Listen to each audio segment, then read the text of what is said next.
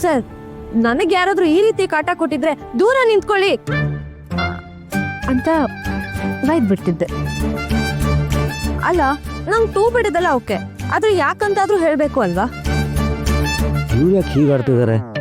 ನಿಮ್ಮನ್ನೇ ಕೇಳ್ತಿರೋದು ಸರ್. ಆಗ್ಲಿಂದ ನಿಮ್ನ ಮಾತಾಡ್ಸೋದಕ್ಕೆ ಕಾಟ ಕೊಡೋ ಸೊಳ್ಳೆ ತರ ಕಿವಿ ಹತ್ರ ಗುಯ್ ಗುಡ್ತಾ ಇದ್ದೀನಿ. ನಿಮಗೇನು ಅನ್ನಿಸ್ತಿಲ್ವಾ? ಪರವಾಗಿಲ್ಲ ಬಿಡಿ, ಮುಂದೊಂದ್ ದಿನ ನಿಮ್ಗೆ ಅನ್ಸುತ್ತೆ ಅಲ್ವಾ? ಅಲ್ಲಿವರೆಗೂ ನಾನು ಹೀಗೆ ಕಾಯ್ತೀನಿ. ಸರ್, ನಿಮಗೆ ತುಂಬಾ ಇರಿಟೇಟ್ ಆಗ್ತಿದ್ಯಾ? ಹಾಗನ್ಸಿದ್ರೆ ಐ ಆಮ್ ರಿಯಲಿ ಸಾರಿ. ನನಗೆ ನೀವೇ ಡೇಟ್ ಅರೇಂಜ್ ಮಾಡಿದ್ದು, ನನ್ನ ಪ್ರಪೋಸಲ್ ಒಪ್ಕೊಂಡ್ಬಿಟ್ರಿ ಅನ್ನೋ ಖುಷಿಲಿ ಹೇಗೇಗೋ ಆಡ್ಬಿಟ್ಟೆ. I am really sorry sir. ಆದರೆ ಅದೆಲ್ಲದಕ್ಕಿಂತ ಇಂಪಾರ್ಟೆಂಟ್ ಏನು ಗೊತ್ತಾ ಸರ್? ನೆನ್ನೆ ನೀವು ನನ್ನ ಜೀವ ಉಳಿಸಿದ್ದು. ನೆನ್ನೆ ನೀವು ಇರಲಿಲ್ಲ ಅಂದಿದ್ರೆ ನಾನಿವತ್ತು ಇಲ್ಲಿ ಇರ್ತಿರ್ಲಿಲ್ಲ sir. Thank you, I really mean it. Thank you so much sir. ದೇವ್ರೆ, ಈ ಲಿಫ್ಟ್ ಯಾವಾಗಪ್ಪ ಕೆಳಗಡೆ ಹೋಗುತ್ತೆ? ಅಯ್ಯೋ, ಈಗೇನಾದ್ರೂ ಲಿಫ್ಟ್ ಓಪನ್ ಆದ್ರೆ ಓಡೋಗ್ಬಿಡ್ತಾರೆ.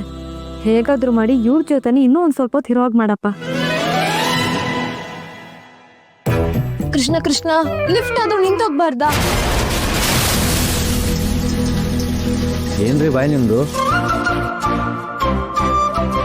ಸರ್, ನೀವು ನಿಜವಾಗ್ಲೂ ನನ್ನ ಜೊತೆ ಮಾತಾಡ್ಬಿಟ್ರಾ? ಕೃಷ್ಣ ಕರ್ಣ ಸರ್ ನನ್ನ ಜೊತೆ ಮಾತಾಡ್ಬಿಟ್ರು. Thank you so much.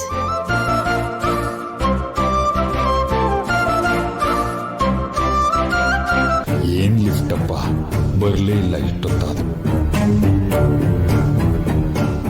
Sir, ನೀವು ಬೆಳಗ್ಗೆಯಿಂದ ನನ್ನ ಜೊತೆ ಮಾತಾಡಿಲ್ಲ ಅಂದಾಗ ಎಷ್ಟು ಟೆನ್ಷನ್ ಆಗಿತ್ತು ಗೊತ್ತಾ? ನಾನು ನಿಮಗೆ ಕೋಪ ಬರೋ ಥರ ಏನು ಮಾಡಿದೆ ಅಂತ ಫುಲ್ ಗಾಬರಿ ಆಗಿದ್ದೆ. ಸದ್ಯ ಸರ್, ನನಗೆ ಈಗ ರಿಲೀಫ್ ಆಯಿತು.